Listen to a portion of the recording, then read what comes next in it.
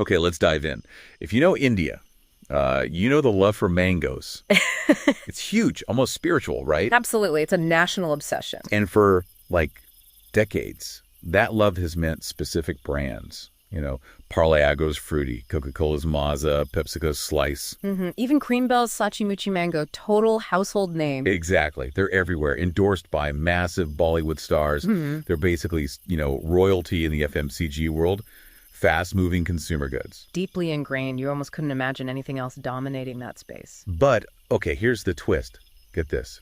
A completely new player, Hocco Aamchi Mango Ice Cream, hasn't just entered this super competitive market. It's kind of blown up. Okay. Become this huge viral hit. Wow. Okay. So a real disruptor. Totally. So our mission today in this deep dive is to figure out how on earth this newcomer pulled it off against these giants. Right. And what's fascinating, I think, is unpacking that real mango magic, what really happened behind Hocco Aamchi's success. Yeah. We'll look at market stuff, the product itself, even their ads to find those lessons, not just for startups, but maybe even for those big guys, the established players in Indian FMCG. That sounds great.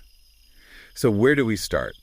This real mango magic. Yeah. What were the conditions like? How was disruption even possible with Maaza and Frooti everywhere?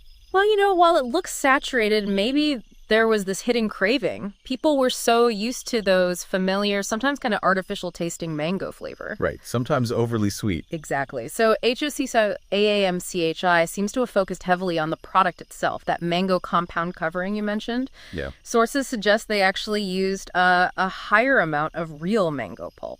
Significantly higher. Okay, so not just marketing talk. Apparently not. It created this richer, more, true to the fruit taste that really stood out. It wasn't just an ingredient, it was an experience. Interesting. So delivering that authentic taste was number one. But what about the shape, that unique mango shape? Was that just like a cute gimmick?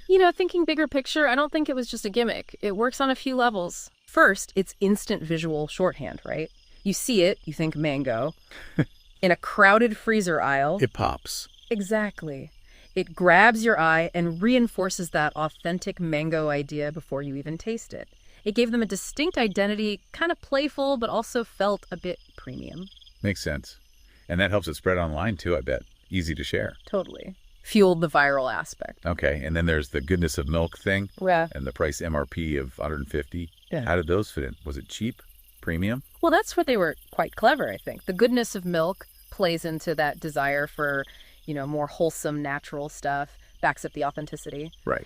And the $150 price point, it's not rock bottom cheap, but it's not super expensive either. It hits this sweet spot. Accessible premium. Kind of, yeah. Affordable enough for maybe an impulse buy, but priced high enough to suggest better quality than the really cheap options. It offered good perceived value. So it carved out its own little niche there, price-wise and quality-wise. Pretty much. Smart positioning. It really does sound like this perfect mix of smart product choices and clever marketing.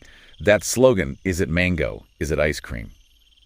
That really stuck with me. How did that help it go viral? Oh, that slogan was genius. So simple, but really intriguing. Yeah. It wasn't just a tagline. It was basically a conversation prompt. It tapped into that unique thing about the product. It's ice cream, but it tastes so much like real mango. So it made people curious. Exactly. It sparked curiosity. People wanted to try it, to figure it out for themselves. And then, crucially, they wanted to talk about it, share their discovery. Fueling word of mouth. Massively, both offline and online. That's how you get something hitting TRP, using that TV term for just massive popularity. It became a thing people discussed. So bringing it all together then, what does this mean for you listening? Hocco Aamchi's journey. Wow. From nowhere to market leader.